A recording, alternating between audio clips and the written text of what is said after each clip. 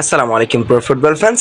দর্শক, আপনারা সকলে জানেন ব্রাজিলিয়ান লিটল ম্যাজিশিয়ান খ্যাত ফিলিপ coutinho তিনি কিন্তু আরও একবার ব্রাজিলিয়ান লিগে ফিরেছেন এবং তিনি ফিরেছেন তার ছোট্টবেলার ক্লাব ভাস্কো দা গামা। মূলত তিনি সেখানে ফিরেছেন। আমরা আগে একটা ভিডিও দিয়েছিলাম তিনি কিভাবে আসলে জাতীয় দলে আরও একবার ব্যাক করতে পারবেন। তবে এবার কিন্তু গণমাধ্যমে তিনি কিন্তু প্রেজেন্টেশনের পর গণমাধ্যমে তিনি কিন্তু নিজেই জানিয়েছেন ব্রাজিল দলকে তার অনেক কিছু দেওয়ার রয়েছে।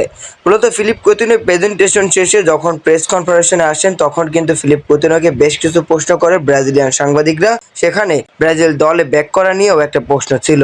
মূলত সেখানে কিন্তু ফিলিপ coutinho দুর্দান্ত একটা উত্তর দিয়েছেন। তিনি বলেছেন, ব্রাজিলের হয়ে খেলা সবসময় আমার একটি স্বপ্ন, কিন্তু এখন আমার সবচেয়ে বড় লক্ষ্য ভাস্কোর হয়ে ভালো করা এবং আমি ভাস্কোতে নিজেকে প্রমাণ করে ব্রাজিল দলে ফিরতে চাই। ব্রাজিল দলকে আমার অনেক কিছু দেওয়ার আছে। মূলত ফিলিপ coutinho বলছে যে ব্রাজিল জাতীয় দলে তিনি ফিরতে চান, তবে ভাস্কোতে ভালো পারফরমেন্স করতে চান, নিজেকে আরও একবার প্রমাণ করতে চান, তারপরে তিনি আরও একবার ব্রাজিলের জার্সি গায়ে জড়াতে চান। তো দর্শক, আপনার কি মনে হয় ফিলিপ coutinho কি ভাস্কো দা গামায় পুরনো ফর্ম ফিরে পাবে? দুর্দান্ত পারফরমেন্স করে কি আরও একবার জাতীয় দলে জায়গা করে নিতে পারবে?